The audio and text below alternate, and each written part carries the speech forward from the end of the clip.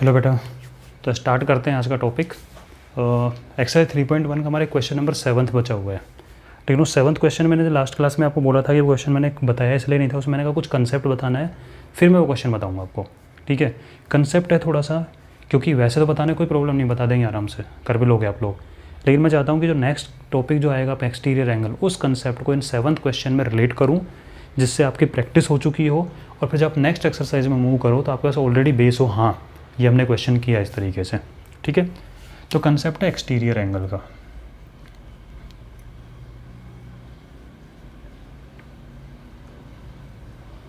क्या होते हैं एक्सटीरियर एंगल, जल्दी से समझ लो, फिर इन क्वेश्चन को करेंगे, फिर एक कंसेप्ट डेवलप करेंगे। कि मान लो आपके पास एक ट्राइंगल है, तो इसमें ये एक्सटीरियर एंगल हो गया, ये एक्सटीरियर एंगल हो गया, ये एक्सटीरियर एंगल हो गया। ठीक है, और ये इंटीरियर एंगल भी कितने हैं, ये रहे इंटीरियर एंगल। अब कुछ चीज़ें बोल रहा हूँ मैं, आप मुझे बताना। पहली बात तो इंटीरियर एंगल और एक्सटीरियर एंगल के बीच में क्या प्रॉपर्टी है।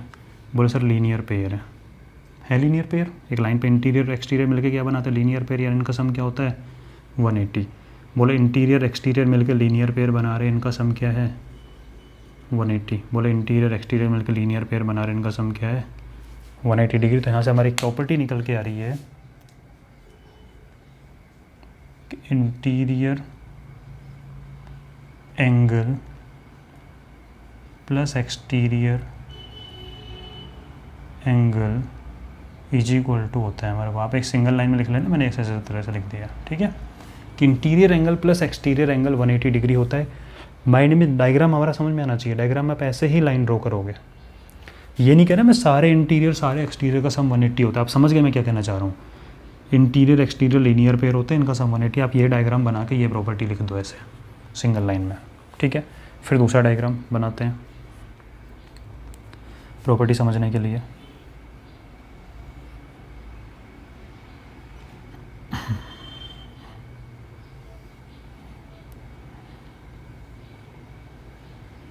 ये इंटीरियर है, हाँ जी। मुझे बताना जरा नंबर ऑफ़ इंटीरियर एंगल कितने हैं इसमें। मतलब 1 2 3 ट्राइंगल है।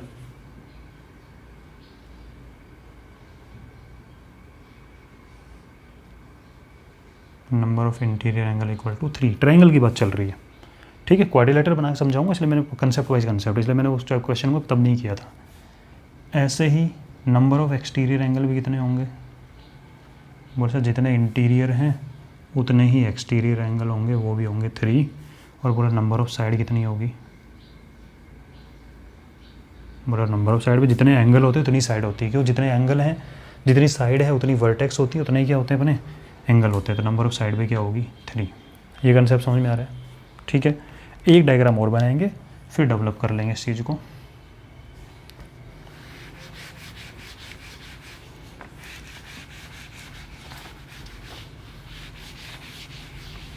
ठीक बेटा, ये लिख लो जल्दी से। अब मैं आपके सामने बना रहा हूँ क्वाड्रिलेटरल,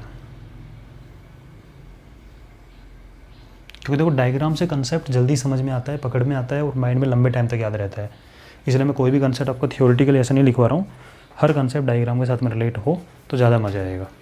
ठीक है, कोई क्वाड्रिलेटरल है तो ये एक्सटीरियर, इसको एक्सटेंड किया, इसको एक्सटेंड किया, इसको एक्सटेंड किया, तो बोल सर ये इंटीरियर हैं। अब मैं सारी प्रॉपर्टी एक ही डायग्राम में लिखूँगा। ठीक है, और बोल सर ये एक्सटीरियर है, चलो यहीं वैसे बना लेते हैं, ये एक्सटीरियर है।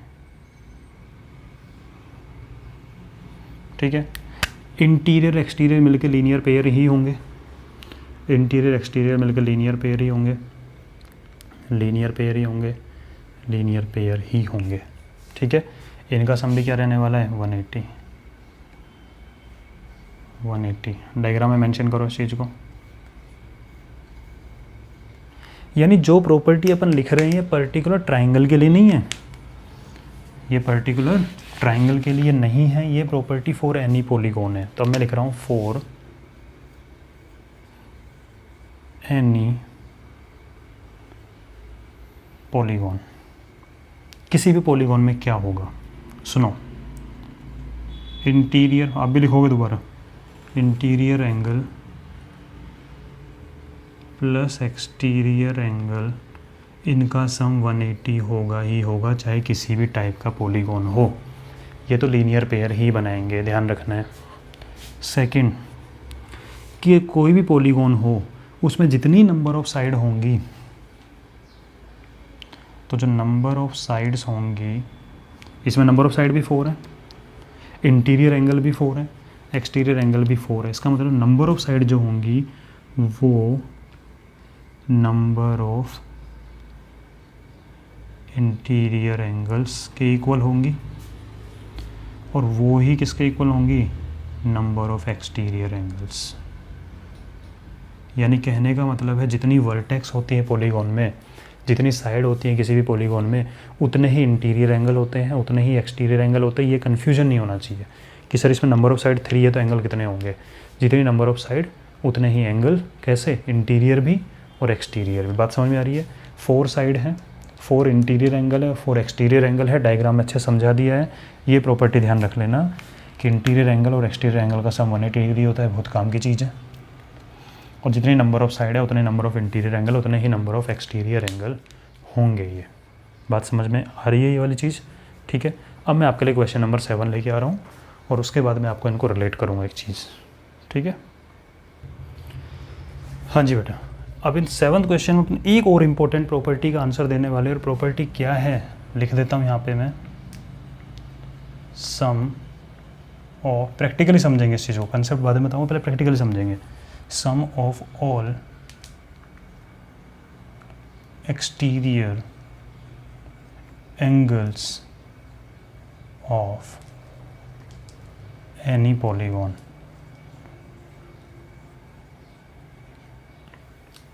हमें पता है sum of all interior angle of any polygon होता है n-2 मल्टीप्लाई 180 डिग्री। इसका मतलब ये वैल्यू नंबर ऑफ साइड पर डिपेंड करती है, ठीक है। नंबर ऑफ साइड कम होंगी, 3 होंगी, तो 3 - 2 1 1 मल्टीप्लाई 180 180 ट्राइंगल के लिए आता है। क्वाड्रिलेटरल के लिए n = 4 होगा, तो 4 - 2 मल्टीप्लाई 180 360 डिग्री। यानी जैसे जैसे नंबर ऑफ साइड इंक्रीज होती जाएगी, इंटीरियर एंगल का सम इंक्रीज होता चला जाएगा, ठीक है। लेकिन एक इंटरेस्टिंग प्रॉपर्टी अभी निकल के आने वाली है, वो क्या है, लिख दूँ ये सस्पेंस रखूँ? चलो सस्पेंस रखते हैं, ठीक है। हाँ जी, इस क्वेश्चन में ध्यान दो, आपको फाइंड करना है x + y + z। बोला ठीक है, ये x है, ये y है, z है। बोला अच्छा, x भी एक्सटीरियर है, y भी एक्सटीरियर है, z भी एक्सटीरियर है, यानी मुझे ट्राइंगल के ऑल एक्सटीरियर एंगल का सम मिलने वाला है। Sum of all exterior angle of triangle तो मिलने वाला है मुझे। बोले सर ने एनी पॉलीगॉन लिखा है, वो फॉर्मूला ड्राइव बाद में करेंगे, बट एटलीस्ट ट्राइंगल का तो पता लग जाएगा कि एक्सटीरियर एंगल का सम क्या है, ठीक है। ओके, चलो खुश हुए, थोड़ा सा मन में लड्डू फूटा। चलो दूसरा लड्डू फोड़ेंगे अब सुनो ज़रा, x की वैल्यू निकालते हैं। कैसे निकलेगी? बोले पहले सर एक काम करते हैं, x की वैल्यू निकालने के लिए हमें एक चीज़ पता लगी कि ये दोनों लीनियर पेयर है। अभी मैंने बताया था इंटीरियर और एक्सटीरियर लीनियर पेयर होते हैं। तो अब लिखोगे x + 90 डिग्री = 180 डिग्री, y बोला linear pair, that mean x = 180 और +90 इधर जाके -90, तो x = 90 डिग्री निकल के आ गया। बोले यहाँ लिखते चलो, बाद में काम आएंगे कि x = 90 डिग्री है। बोले अच्छी बात है। बोले z निकालना है, बोले ये लीनियर पेयर, ठीक है। तो मन में एक लड्डू और फूटा। बोले z और 30 लीनियर पेयर, तो z + 30 = 180, z = 180 - 30, और z = आ गया 150। z = 150। यहाँ से आपका कंसेप्ट डेवलप हो रहा होगा थोड़ा थोड़ा कि अगर मुझे इंटीरियर एंगल पता है तो मैं एक्सटीरियर आराम से निकाल सकता हूँ। इंटीरियर पता है, एक्सटीरियर इजीली निकल जाएगा। कैसे? Linear pair. अब मुझे y निकालने के लिए इंटीरियर की रिक्वायरमेंट है, ये तो कहीं है ही नहीं। इसका क्या करूँ? जैसे ये पता लगे तो ये तो निकल जाएगा आराम से। कैसे? Linear pair. तो बोले इसको a मान लेते हैं। बोले अब क्या करें a मान के? बोले ज़रा दिमाग लगाओ थोड़ा सा। बोले कैसा दिमाग लगाएं, है ही नहीं हमारे पास तो। हाँ, बोले कोरोना के टाइम पे घर बैठे बैठे दिमाग खाली हो गया। नहीं, बोले ज़रा थोड़ा सा, ये थोड़ा ना, ये नई चीज़ सीखे तो पुरानी भूल जाएंगे। बोले पुरानी प्रॉपर्टी याद नहीं है? बोले sum of all interior angle of triangle is 180 degree, यानी ये प्लस ये तो 180 होगा ही होगा। तो वो लगाओ ना यार। तब आप लिखोगे a + 90 + 30। ये थोड़ा ना नया चीज़ सीखी तो पुराने को भूल गए। हाँ, बोला ठीक है, बोला मेरे को भूल जाएगा, एग्जाम में याद नहीं आऊँगा मैं। तो ये तीनों का सम 180 डिग्री। रीजन क्या है? Angle sum property of triangle. That means a is equal to 180 और 90 + 30 120, इधर जाके माइनस का 120 हो जाएगा। तो a इक्वल टू यहाँ पे 60 निकल के आ गया। a इक्वल टू क्या निकला यहाँ पे आपका? 60 डिग्री। ठीक है, a इक्वल टू क्या निकल गया आपका? 60 डिग्री निकल गया यहाँ से। बोला ठीक है, अब मुझे a 60 पता है ना, तो y भी आराम से निकल जाए। बेटा इनको इरेज कर दूँ मैं। x की वैल्यू कैसे निकली? वो इन दोनों का लीनियर पेयर। z कैसे निकला? इन दोनों का लीनियर पेयर। इसको निकाला, अब इन दोनों का लीनियर पेयर लगेगा।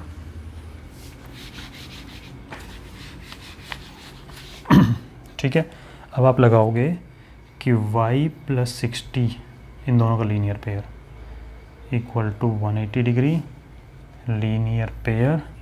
That means y equal to 180 - 60, y equal to 120 degree. तो बोलो y यहाँ से 120 निकल गया। ठीक है, बोले चलो अच्छी बात है, y 120 निकल गया। बोला बताओ हमें फाइंड क्या करना था? बोला फाइंड हमें ये करना था x + y + z। तो x + y + z equal to 90 + 150 + 120। Add करो, ये 270 और 90, 9 7 16, 360, 360 डिग्री निकल के आ गया। यानी sum of all exterior angle of triangle is 360 degree. मैं यहाँ लिख रहा हूँ इसी लाइन को।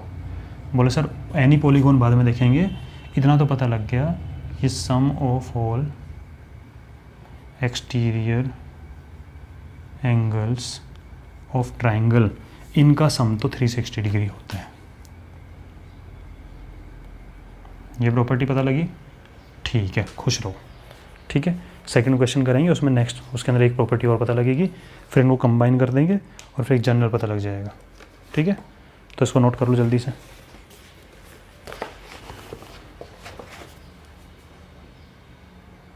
जल्दी करो बेटा, तो मैं इसको इरेज करके नेक्स्ट लिख रहा हूँ। हाँ जी, तो 7th का बी पार्ट है।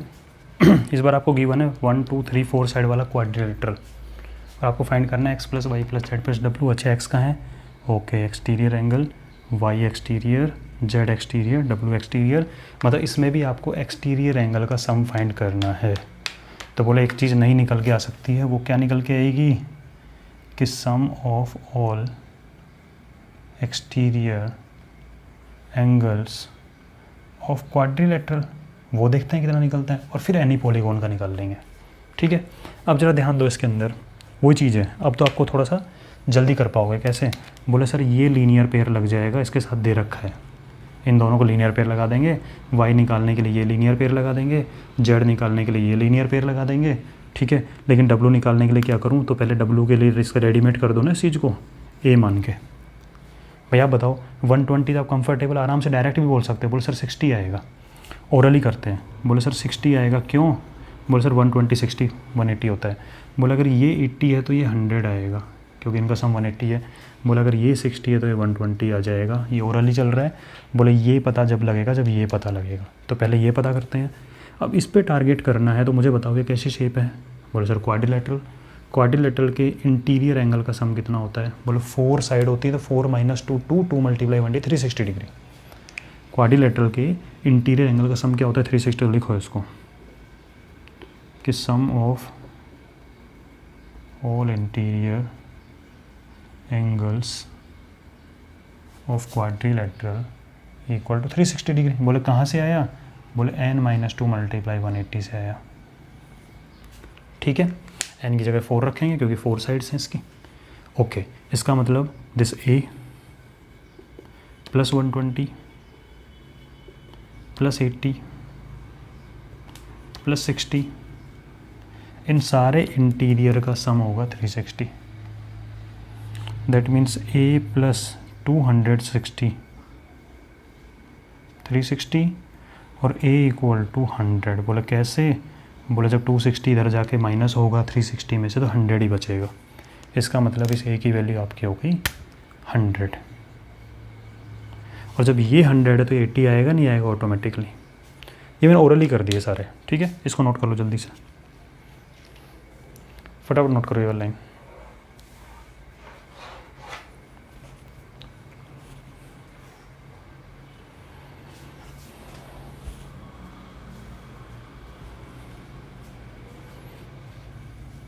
ठीक है, हाँ जी। अब आप क्या लिखोगे, इनका लीनियर पेयर लगाओ, लिख के दिखाना पड़ेगा भाई। तो आप लिखोगे कि x + 120 = 180 linear pair, that means x = 180 - 120 60 degree. फिर लिखोगे इसको, बोले क्या, बोले y + 80 linear pair,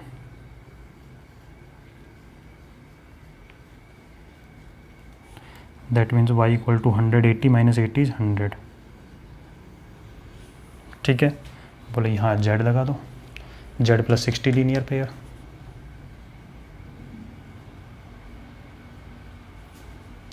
z = 120। But अगर कोई कंसेप्ट समझ में नहीं आता दोबारा हम इसको बैक करके दोबारा सुन सकते हैं, ठीक है। आपके लिए ये वीडियो अवेलेबल है, ऐसा नहीं बस एक बार सुन लिया समझ में नहीं आया तब भी रख दिया, ठीक है। पहले तो फोकस करके सुनो, समझ में आएगा, फिर भी नहीं आता दोबारा सुन सकते हैं इस चीज़ को।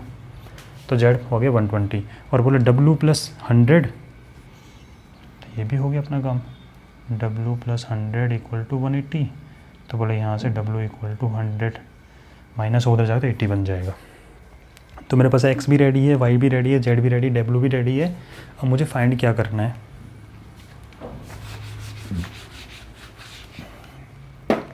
Now I need to find x + y + z + w। तो बोले x + y + z + w की वैल्यू होगी x की जगह 60, y की जगह 100, z की जगह 120, w की जगह 80।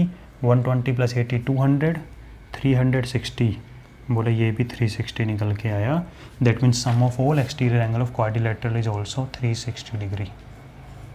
यहाँ से इंटरेस्टिंग चीज़ निकल के आ गई क्या, बोला शेप का कोई फ़र्क नहीं पड़ता, चाहे ट्रायंगल हो 3 साइड वाला हो या 4 साइड वाला हो या 5 साइड वाला हो या 10 साइड वाला हो, sum of all exterior angle of quadrilateral, triangle, pentagon, hexagon सब 360 डिग्री आएगा।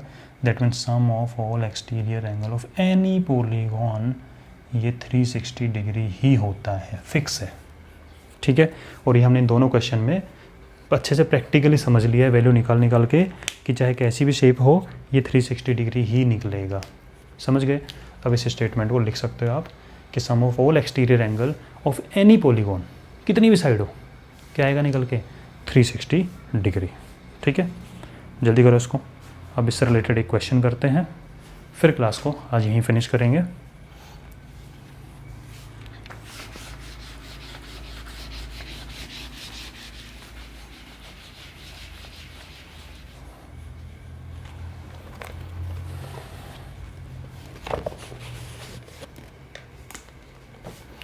Example number 1, page number 43।